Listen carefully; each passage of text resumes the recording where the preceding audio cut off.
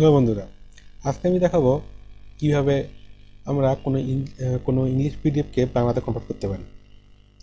কোনো ইংলিশ বই বা যে কোনো কারণ উপন্যাস আমরা সহজেই ইংলিশ থেকে বাংলা কনভার্ট করতে পারি। চলুন শুরু করা যাক। প্রথমে আমরা একটি ক্রোম ব্রাউজার নিব। ক্রোম ব্রাউজার বা মোজিলা ফায়ারফক্স যে একটা নিলে হবে। ক্রোম দিলাম, ক্রোম থেকে এখান থেকে আমরা লিখবো গুগল, ট্রান্সলেটে ক্লিক করব। ক্লিক করার পরে আমাদের একটা ব্রাউজারের নিচে আসবে, লেখা আসছে যে translate.google.com।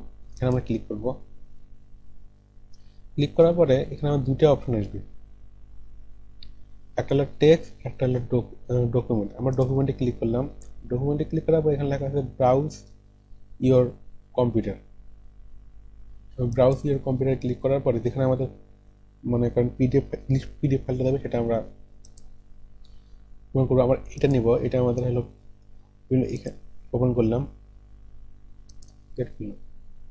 এটা ওপেন হোক তার আগে আমরা ওই যে পিডিএফ ফাইলটা ইংলিশে বাংলা কনভার্ট করবো সেটাকে ওপেন করে দেখি। এটা আমাদের এরকম।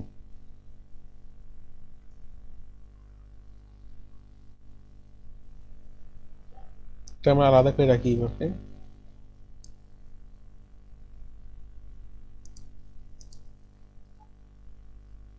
এই যে আমাদের বাংলাটা কনভার্ট হয়ে গেছে ইংলিশ থেকে।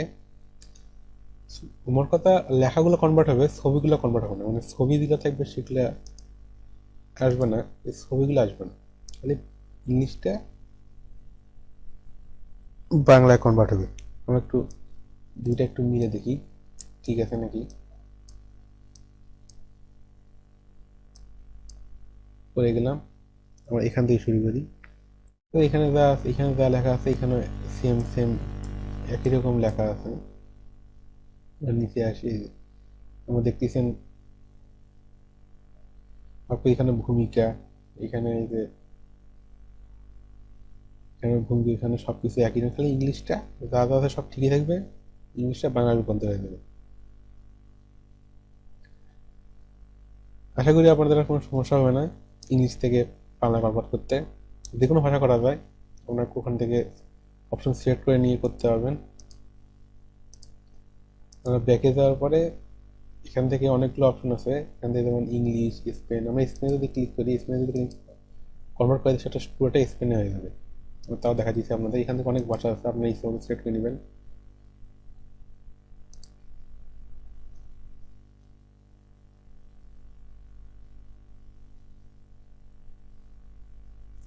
সেটা সিলেক্ট হয়ে দিচ্ছে, এই যে আমাদের এটা পুরোটা স্প্যানিশ ভাষায় কনভার্ট হয়ে গেছে।